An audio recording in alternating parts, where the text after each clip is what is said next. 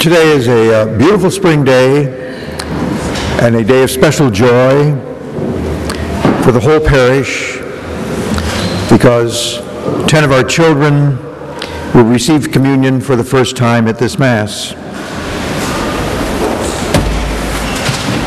Your families, my dear children, and the parish family congratulate you on this special day. You have waited and studied for many months with Dolores Safranco and Susan Bain, looking forward to this day. And we hope you will always remember your First Communion Day as a very special and happy memory. On Thursday, at the potluck supper, with Carolyn Mullally's help, you made the bread that we are using at this Mass. When Jesus was growing up, his mom, like all other moms, made bread every day. Mary would get up early in the morning to mix wheat or barley flour with salt and water to make the bread dough. Then she would bake the bread dough on stones heated up over a fire. The bread that most of the people ate at every meal was very flat and round. It was about as thick as your finger, and then it'd be about this round. That was the bread. It was a delicious bread, and Jesus loved his mother's bread. Since they did not have knives to cut the bread, people would tear off a bit of the bread to eat at their meals. And that is why they called their meals the breaking of bread. Because at every meal, bread was the main food.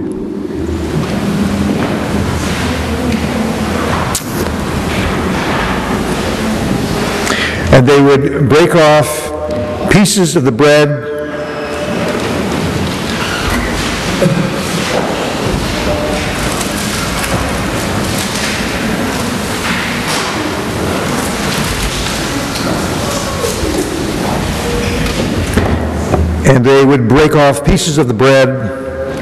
and dip it in honey or applesauce or soup or some other foods. The apostles received their first communion at the Last Supper, and Jesus used the same kind of bread that his mother used to make at home.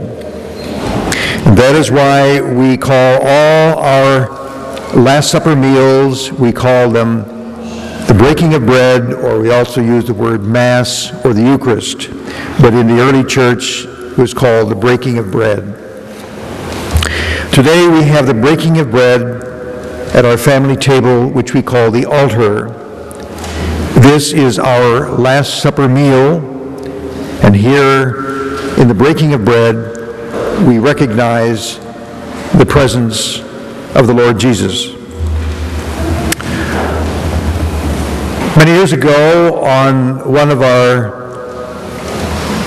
early parish trips to Calaver, El Salvador, there was a little girl who met us with many others to accompany us on our walk through the settlements.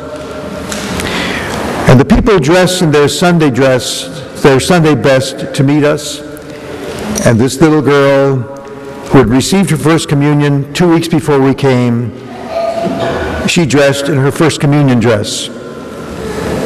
Her name was Ana Guadalupe. This was her favorite dress. And she wore it those several days that we were there, walking with us as we went from one settlement to the other.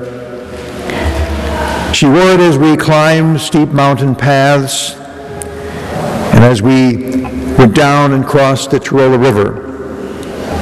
So we were reminded over and over again of Ana Guadalupe's First Communion because she was skipping along with us.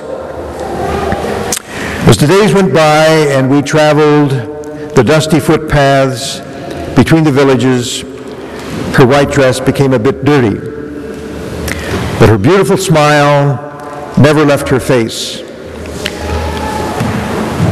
Ana Guadalupe is a special memory of our trips to Calavera. How could we ever forget the little girl who wore her First Communion dress and was so proud of her First Communion?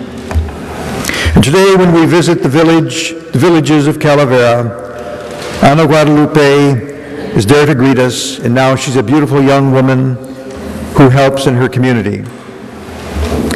I invite all of you children to come back to the Masses during May with your First Communion dresses and your First Communion suits, and to wear them proudly. And we share in your pride and your joy. And like Ana Guadalupe, you too will one day be a grown-up member of our parish family, and you will be helping out, for example, like our teachers, like Kathy Harper and Dolores DeFranco and Susan Bain and Carolyn Mullally and many others.